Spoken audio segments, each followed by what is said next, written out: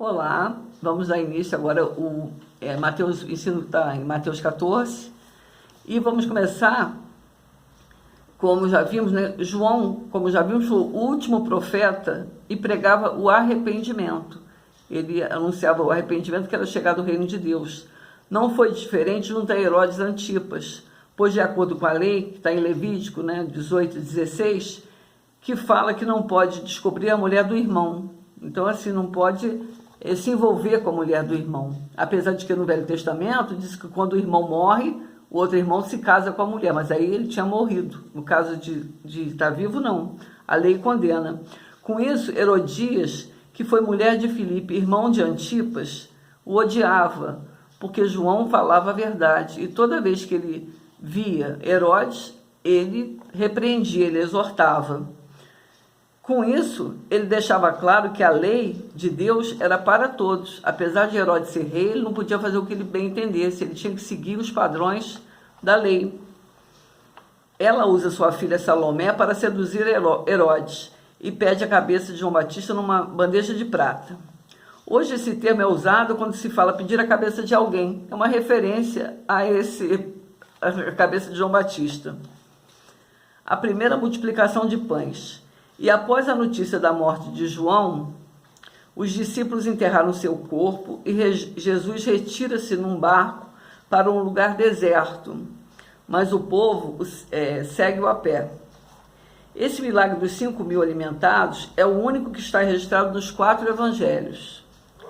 Jesus, apesar de ter se retirado, provavelmente para ficar sozinho, quando ele se depara com a multidão, ele pensa que ele vai ficar sozinho e quando ele vê, a multidão está atrás dele. Ele tem compaixão dela, porque Jesus jamais abandona a multidão e jamais abandona as pessoas. E hoje também Jesus não nos abandona. Quando o buscamos, ele está sempre conosco. E ele tem compaixão da multidão e cura seus enfermos. Ele não, eu estou cansado, não vou fazer.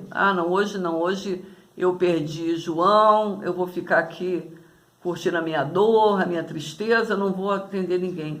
O Senhor, a Bíblia mostra que ele jamais fez isso, ele jamais deixou passar os necessitados sem que ele socorresse.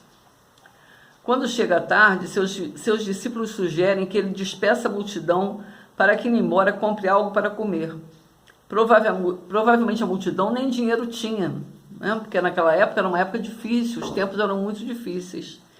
E ele não aceita despedi-los. Os discípulos, então, apresentam 5 pães e 2 peixes. Jesus, pegando esses elementos, os ergue para os céus, e os seus olhos fixos nos céus, apresentando aqui ao Pai. Aqui ele pode, esse gesto dele podia ser que ele estivesse fazendo a mesma bênção que os judeus faziam antes das refeições, que significa dizer: louvado sejas tu, Adonai, nosso Deus, o Rei do Universo, que providencia o pão da terra. E assim ele faz, e a gente sabe da multiplicação dos pães, né? O que alimenta todo mundo, alimenta os 5.000, e mais as mulheres e as crianças, né? E ainda sobra. Jesus anda por cima do mar. Aqui mostra que Jesus separava momentos para orar sozinho, hora quarta, que é o horário das 3 às 6 da manhã. Pedro tem fé suficiente para andar sobre as águas, mas perde-a quando vem o vento. Assim é nos nossos dias. Quando o vento vem, a gente balança. E a nossa fé, às vezes, esmorece. O segredo é olhar para Jesus. Quando chegam em Genezaré, a multidão está lá novamente. Já o esperava com os enfermos.